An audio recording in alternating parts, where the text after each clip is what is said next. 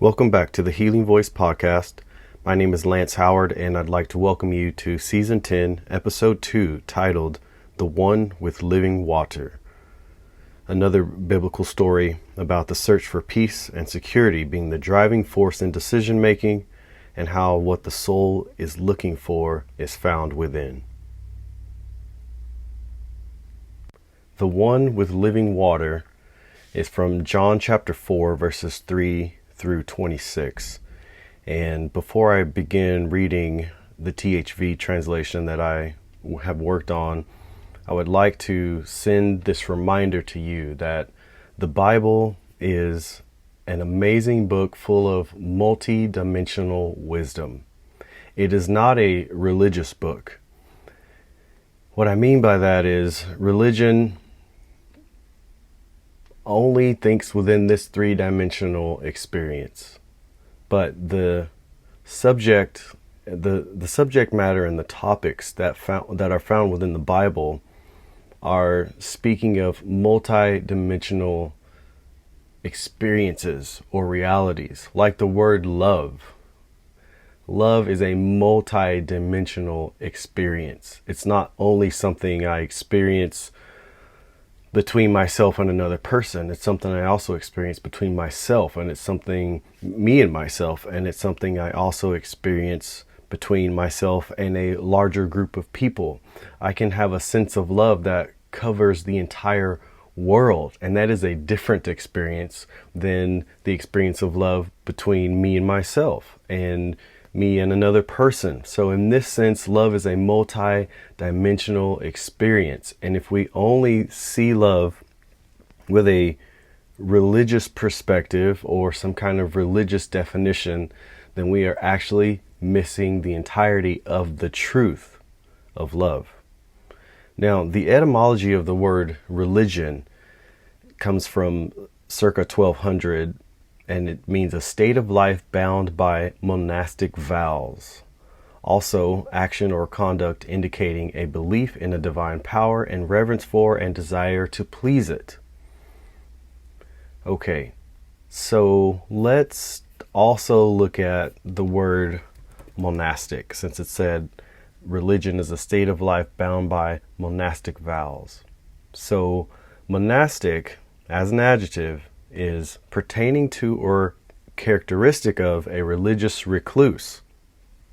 And this is from mid-15th century Old French, meaning monkish or monastic, and directly from medieval Latin monasticus, from ecclesiastical Greek monasticus, meaning solidarity, pertaining to a monk, to live alone.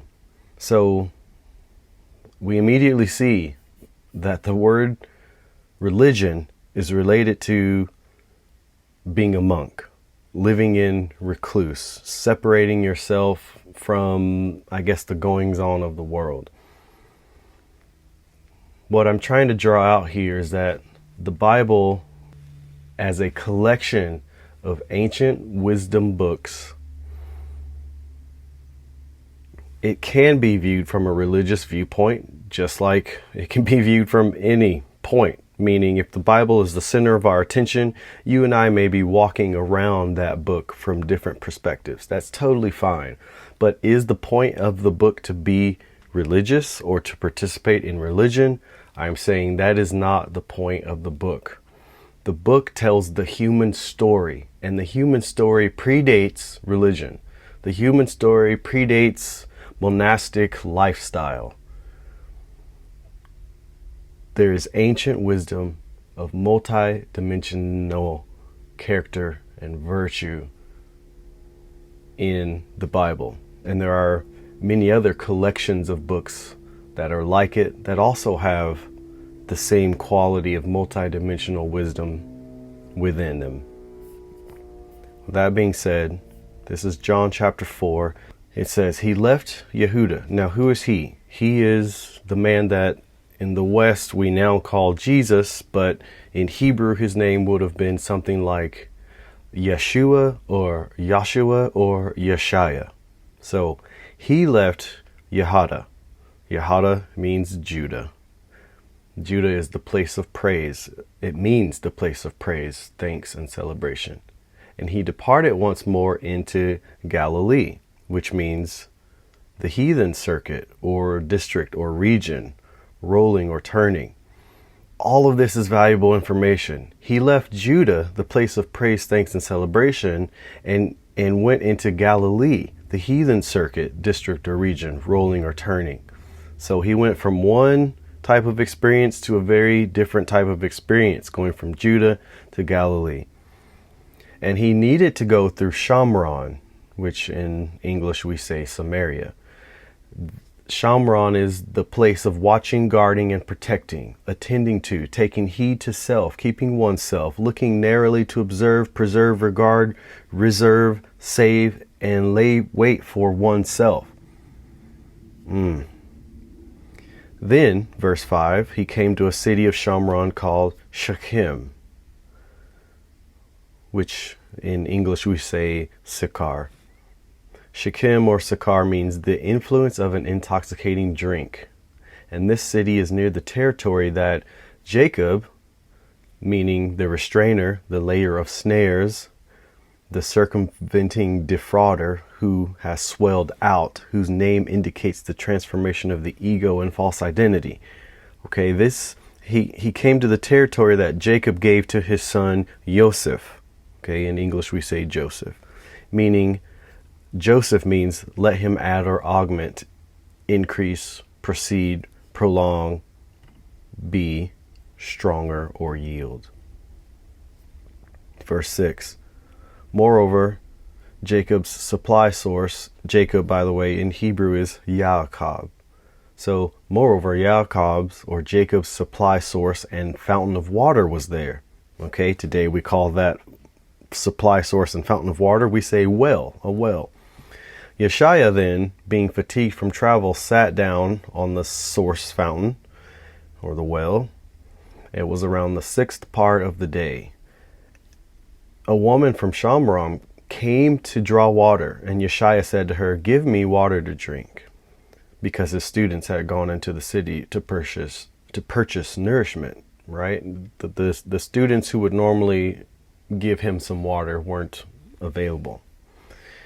Then the woman from Shamron, again, which is the place of watching, guarding, protecting, attending, taking heed to self, keeping oneself, looking narrowly to observe, preserve, regard, reserve, save, and lay wait for oneself, she said to him, "Why is it that you, being a Judean, or Jew, asks me for a drink, who is a woman of Shamron, or Samaria? Because the Judeans, the Jews, don't associate with the Shamronians, the Samaritans." Yeshaya responded and said to her, "If you knew, if you were aware, if you perceived, if you understood the sacrificial gift of the supreme divinity, and who it is that says to you, 'Give me to drink,' you would have asked him, and he would have given you living water." The woman said to him, "Sir, you have no bucket nor rope to draw the water with, and the well is profoundly deep. From where then do you have this living water? Are you greater than our forefather Yaakov, who gave us this well and drank from it himself, his children, and his livestock, those who need to be cherished, fed, nursed, or reared within and without?" Yeshaya answered and said to her, "Everyone who drinks the water in this man-made well will thirst again. But anyone who drinks from the water I give them will never ever thirst. The water I shall give them will be a fountain of water gushing up in them into the experience of everlasting life."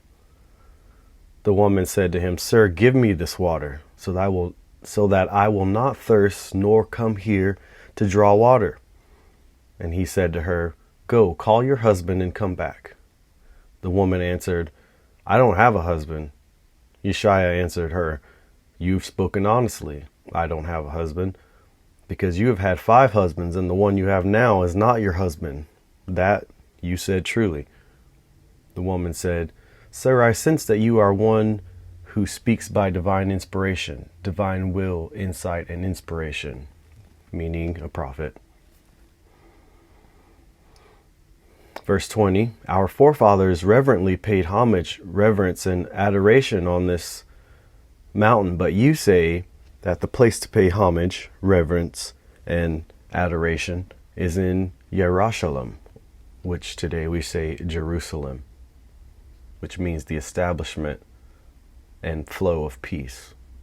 Verse 21, Yeshaya said to her, woman, trust me, have assertive and persuaded confidence in what I'm saying. The time has come when you shall not on this mountain nor at Yerushalayim pay homage, reverence, and adoration to the Father of the universe. Verse 22, you pay homage, reverence, and adoration to what you do not understand. Meaning the Sumerians are giving reverence to what they don't understand.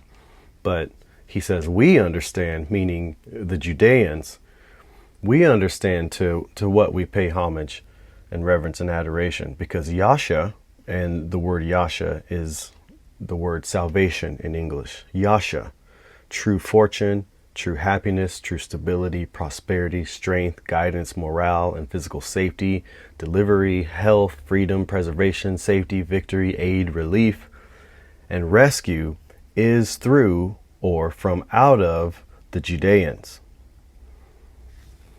Verse 23, but the time comes and is now here when the truthfully devoted will pay homage, reverence, and adoration to the original ancestor in sacred breath, wind, spirit, soul, self, life, energetic, aware presence. Okay, so that is one long hyphenated word. Sacred breath, wind, spirit, soul, self, life, energetic, aware presence. And that means in English, we just say spirit, but we have no idea what the word spirit means. So when I translate this, I have to try to break it down, and we don't have an English way of saying what the reality of spirit is. So the best I could do is say sacred breath, wind, spirit, soul, self, life, energetic, aware presence, and true reality, meaning truth. Okay, so I'm going to start that again. Verse 23, the time comes and now is here when the truly devoted will pay homage, reverence, and adoration to the original ancestor in sacred breath, wind, spirit, soul, self, life, energetic, aware presence, and true reality, in the sense of right direction that's in harmony with the universe, bringing solutions and liberation or opening of possibilities of the now reality of that which is strong and vigorous and in keeping with universal harmony. This is the sense of right direction at a particular time that enlivens one's personal purpose and at the same time harmonizes with all, or with everything, or with the universe, because the original ancestor seeks these types to pay homage, reverence, and adoration to him. Verse 24, the Great One is the sacred breath, wind, spirit, soul, self, life, energetic, aware presence. And those who pay homage, reverence, and adoration to him must do so in sacred breath, wind, spirit, soul, self, life, energetic, aware presence, and true reality. The woman said to him, I know Hamashiach, or the promised one, the one who is called Christ, the anointed. When he comes, he will announce in detail, reporting and showing us everything. Yeshaya said to her, I, the one that speaks to you, am. So, there it is. John chapter 4, 3 through 26. You can see it is so full of data, so full of information. And so I'll try to break it down now so that it's a bit more digestible.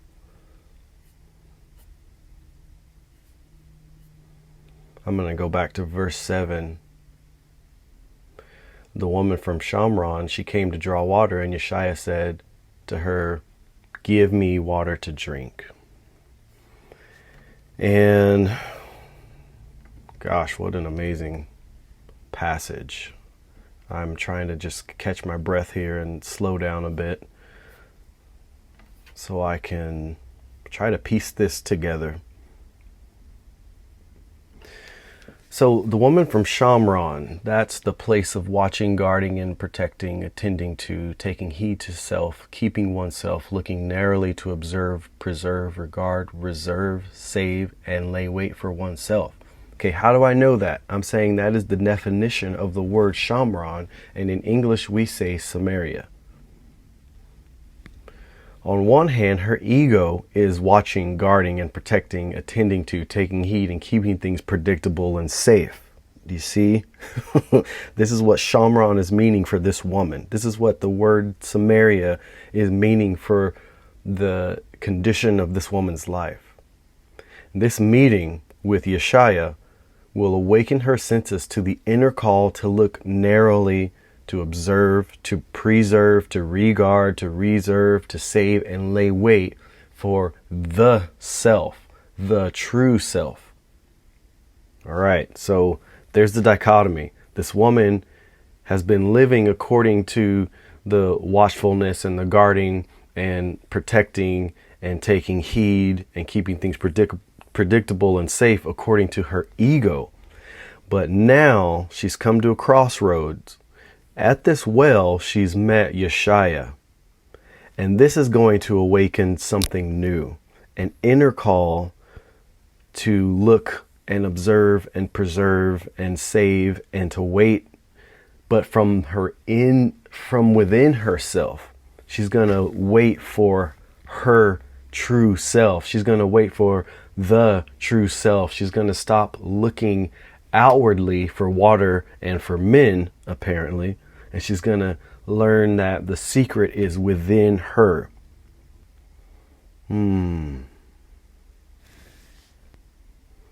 Verse 9. She said to him in this verse, "Why is it that you, being a Judean, ask me for a drink, who is a woman of Shamron?" Because the Judeans don't associate with the Shamronians. This is obviously a part of what it means to, or this is part of the experience of living on earth, is we have divided ourselves in so many ways. And it's a very old story that we have this group of people that doesn't associate or talk to or deal with this group of people. And you get to fill in the blank, right? This group of people, whoever they are, do not deal with or like to talk to or associate with this group of people. We still deal with that to this day in 2023. And this meeting of the woman from Shamron and the man named Yeshaya, we say Jesus today, their meeting was over 2,000 years ago. And in some ways the world hasn't changed, right? That there is still bias and there's prejudice and there's racism. But obviously Yeshaya doesn't care. He let this woman approach the well where he was sitting, and he spoke to her. And she did not expect him to speak, because she knows, or she can tell, probably by something he's wearing, that he's a Jew. He's a Judean. And so she expects to draw water and walk away and not be spoken to. And so he surprises her. In verse 11, she says to him, "You have no bucket nor rope to draw the water with, and the well is profoundly deep. From where then do you have that living water?" This is the beauty of biblical stories. She says the well is profoundly deep. And of course, in our three-dimensional mind, we're thinking of a deep well and a bucket and a rope. But their interaction, remember, is calling her to look deep within herself, that the true well is within her. Now, it's probably a good time for me to just say that the woman represents all of us. This isn't just one woman's story and one invitation to one woman. This is the invitation to all of humanity throughout the whole world's history.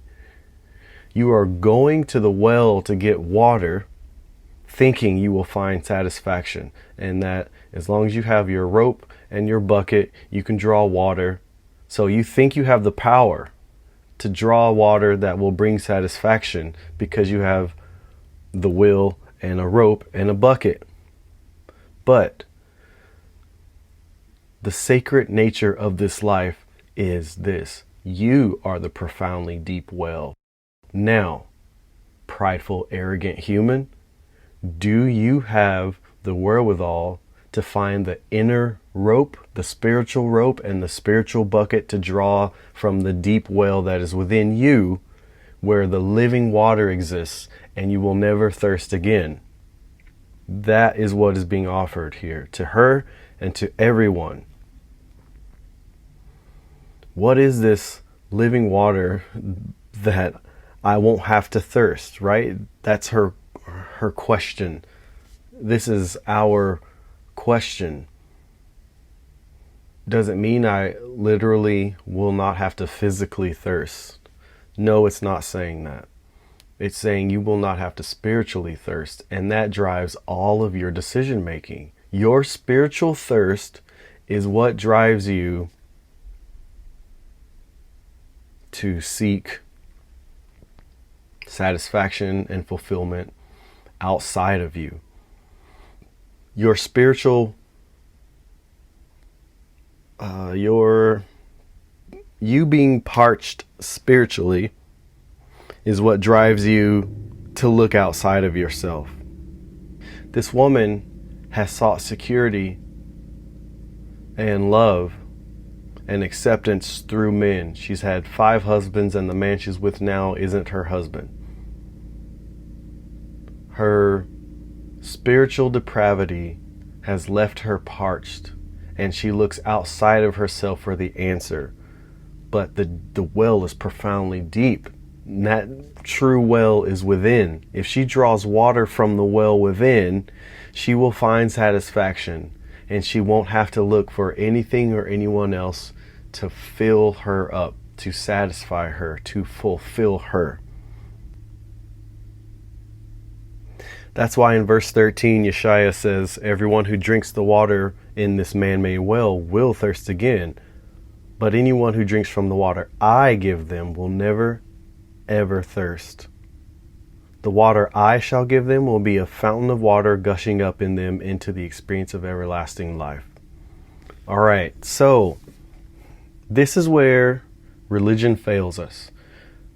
When we read these words from a three-dimensional experience and from a very Western mindset, just how we use words in English, we miss the truth of what's being said. When he says, anyone who drinks from the water I give them will never thirst, when he says I, he's not simply speaking about himself as a physical man on the earth who she is supposed to pay homage to. We know this is true because later he says the Father seeks those who pay homage and do it spiritually. Right? You have to do it spiritually. That doesn't mean follow anyone around, because following someone around is a physical thing. It's not a spiritual thing to follow someone around.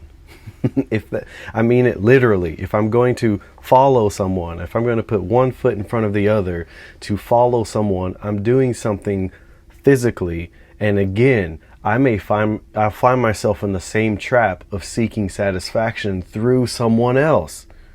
So why would we think that he's telling her to do the very thing with him? He's saying, yeah, follow me. I am the one who will satisfy you. How is that any different than the fact that she's followed all these other men? This is how we know that's not what he's saying.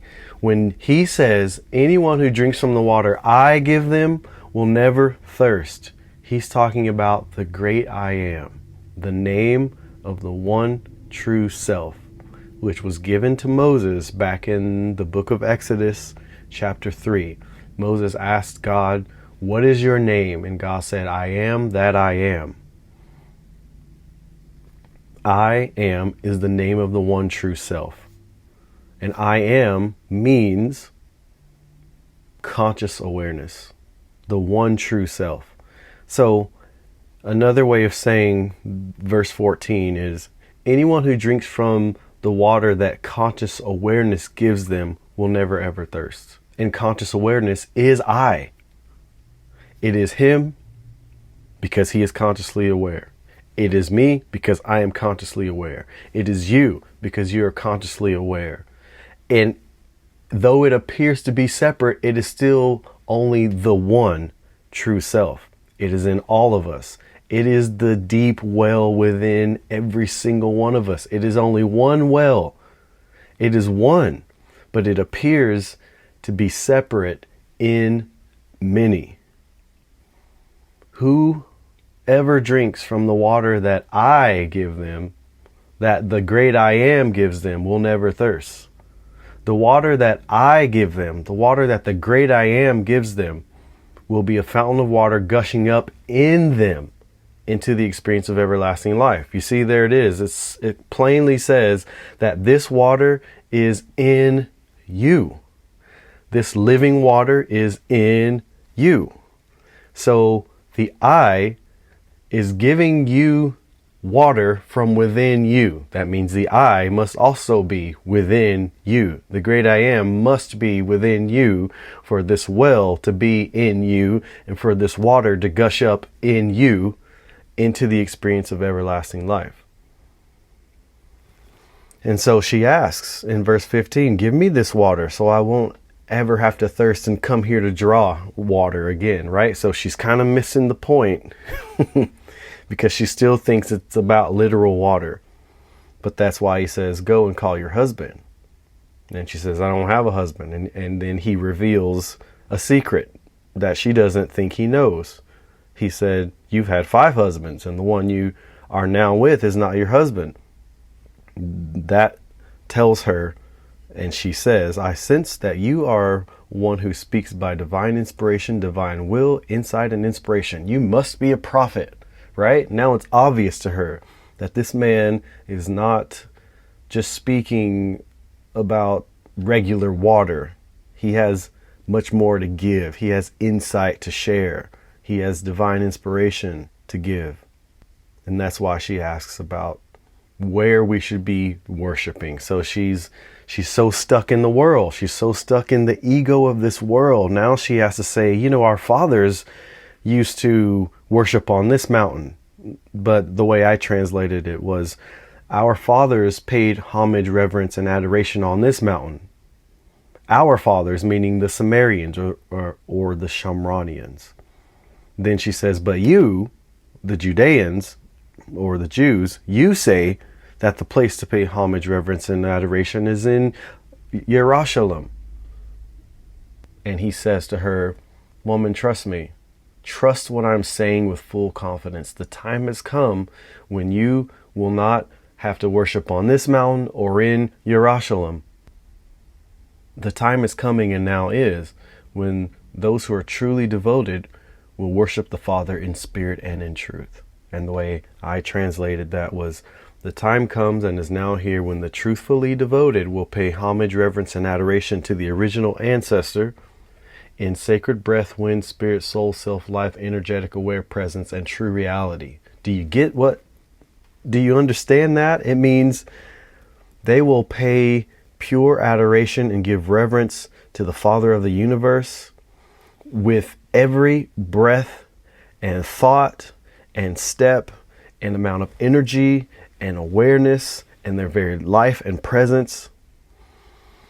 And this all-encompassing immersion in true reality, they will know that their life is totally entangled with the original ancestor. That it is the reason that they breathe. It is the reason they feel the wind on their skin. It is the reason they can even take a step and even have a thought. And it is the reason that they exist. And they know that this is the nature of true reality. And then he says, the great one, again, the parent of the universe, the great ancestor, is the sacred breath, wind, spirit, soul, self, life, energetic, aware presence. And those who pay homage or reverence and adoration or worship him must do so in sacred breath, wind, spirit, soul, self, life, energetic, aware presence, and true reality. Now, how can the Great One be spirit? Okay, I'm shortening that long hyphenated word. I'm just going to shorten it to spirit right now. How can the Great One be spirit and then also require that we individualized selves adore and reverence him in spirit?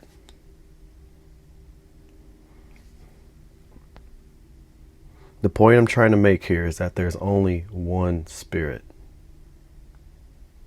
If the Great One is spirit and you are being called to adore the Great One in spirit, because guess what? You and the Great One are one. That's the only way a spirit can be adored by you in spirit. It means you are inevitably connected, inarguably united. The only thing that needs to happen is you need to level up your awareness and live in that awareness.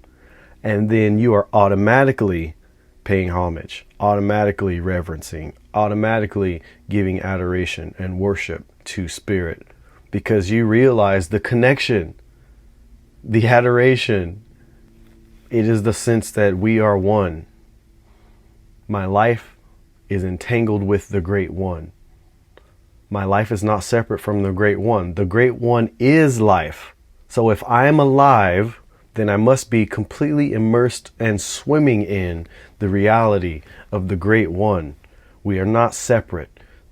The three-dimensional experience reports to me the illusion of separation because I look different, and so does everything else, right? Everything in the in the three-dimensional realm looks different than the Great Spirit. But does it? Does it really? That's a big question. I'm not sure if you understand where I'm going with that. What appears to be different is actually the same thing. The same thing. The same thing. Those three words are capitalized. The same thing is the Great One, and it can appear as many. It is unity in diversity. It is beauty in diversity. It is me and you and all of us and everything, all as one. The woman said to him in verse 25, I know Hamashiach, the promised one, comes, the one who is called Christ, the anointed. When he comes, he will announce in detail, reporting and showing us everything. And Yeshua said to her, I, the one who speak to you, am. Yeshua said to her, I am. And remember, I am is the connection. It is the name of the Great One. It is the experience that you are having, which also reports that you and the Great One are intertwined, entangled, fully connected. And this must be the nature of love and adoration. It must be. You are connected to the Great Spirit, the sacred breath, wind, spirit, soul, self, life, energetic, aware presence. You are alive because of this great, intelligent, highly creative, powerful being. Why would that being allow such a thing to be if it were not for love? Something that appears so small and appears so weak as you and I, right? All we have to do is trip and fall and we're bruised up and broken. But we are alive. We are the life. What life? The Great One. The Great One is the sacred breath, wind, spirit, soul, self, life, energetic, aware presence. And the day is coming when you will know that you are that also. I will know I am that what? You will know that your breath is sacred because that's how you live. The breath is sacred. Without the breath, you cannot live. It must be sacred, meaning inexplicably important. And the word for spirit in Hebrew and in Greek, the word for spirit is breath and wind and soul and self and life and presence. And obviously, all of that is about having energy and awareness, the power of the great I am. The living water is sourced from within the person. And this allegory to the well of living water within is synonymous and parallel to the kingdom of God within, which we find in Luke chapter 17, verse 20 and 21. Yeshua said he would give her living water if she asked. He first asked her for water to drive home all the cultural expectations and excuses as to why she couldn't or shouldn't give him water. And these beliefs are stemmed in the misguided perspective that mankind lives on physical water, just as they do on physical bread. But the living water and the bread of life, which the bread of life is discussed in John chapter 6, is sourced from within, and it is limitless, and none of mankind's rules can prevent it from being accessed. Are you catching it? She came to the well and didn't expect a Jew to speak to her, because according to that mindset, religious pride and prejudice, Jews don't talk to Samaritans. So he was at the well breaking down so many different barriers with this woman. This isn't just an experience of life after death that he's inviting her to. More importantly, this experience is to be daily for those who have the insight and courage to practice, to go to the well and draw water every day. So this is another example of how we know our life is sacred, because the things that we are doing to survive are reflections of what the Spirit is asking us to do within ourselves. Oh, you have to go to the well to draw water for yourself and for your family and for the livestock. That's a reflection of what you have to do within for yourself. This woman had found 5 husbands, and now she's with a 6th man who she's not married to. She is truly parched for something more than men. Only the living waters will suffice, satisfy, satiate, and fulfill.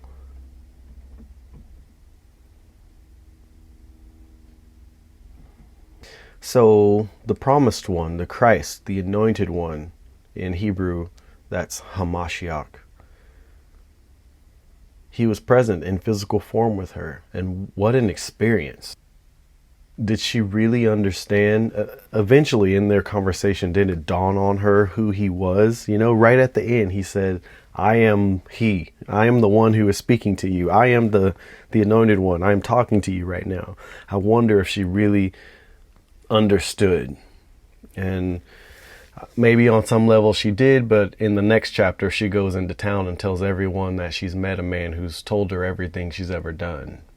She doesn't come right out and say he's the promised one. So maybe she gets it, and maybe she's just not quite ready to tell everyone because they might think she's crazy. But what does that have to do with worshiping in spirit and in truth? The reality is the promised one, the Christ, the anointed one, had always been in spirit and in truth, always within her, always within you, always within I, and always as I. That's a mysterious sentence, right? Always as I, because there's only one true I. It is the great I am. That is the Christ. That is the anointed one. That is the promised one. And that I is within you. You are saying it every single day. Oh, I'm doing this or that. Or, oh, I feel like da da da da. I this, I that. I. It is inevitable.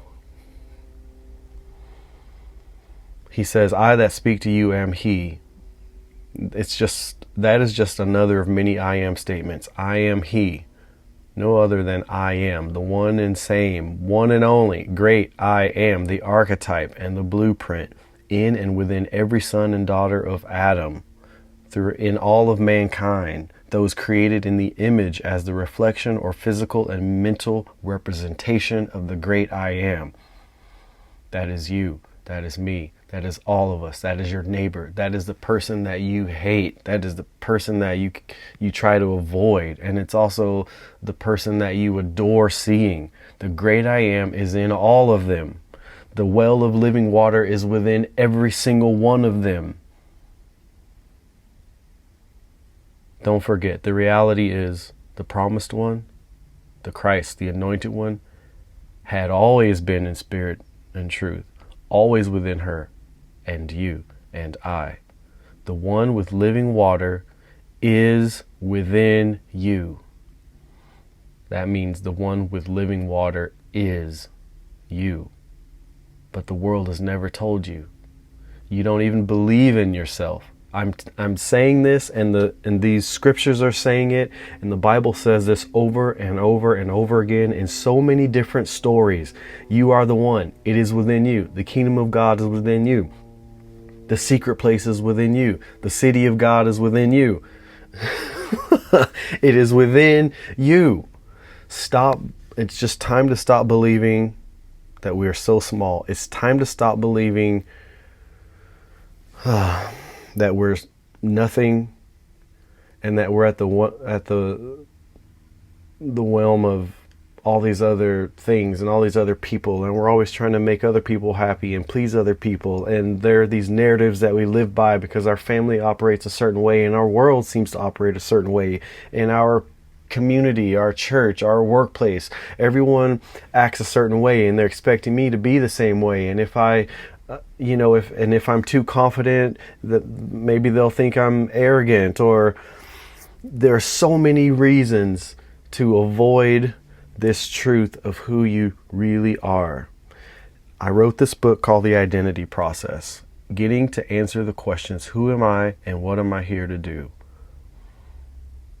It's an amazing book because it is the education that none of us ever received, or almost none of us, I guess I would say, never received the truth of who we are. It's written right here throughout the Bible, but we've twisted it in the West to point to one person whose name is Jesus, and he never tried to twist it onto himself at all. But because it's been translated into English, we think he's actually saying it's all about him. But no, he's pointing to the great I am, which is within every person. And if you just listen to what I was saying, you're seeing it, right? He said, the Father is spirit, or God is spirit, and you must worship in spirit. Oh, how can I worship in spirit if God is spirit? I must be able to access that and get in the flow with that and be just as that is, if he's telling me that that's how I must do it. The Bible says this over and over again. It repeats this type of story in so many different ways, and it is the ancient message that will never die. It is the message for all times, that the great I am is the one true self, which should lead us to question, well, if there's only one true self, then who am I?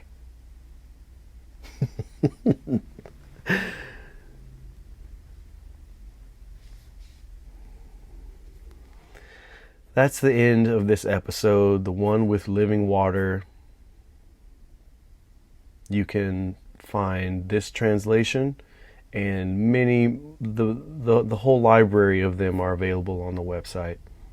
Thanks for listening. Thanks for listening to the Healing Voice podcast. You can listen to more of Bible Redefined on the website at thv-tv.com. If you have any questions related to how you can apply this knowledge to your personal life, you can make an appointment for your initial free session. The email address is thvtv@protonmail.com. Don't forget that THV is a donation-based service that believes in sacred economics, that true value is found in the expression of the heart, that time, energy, and attention are true currency.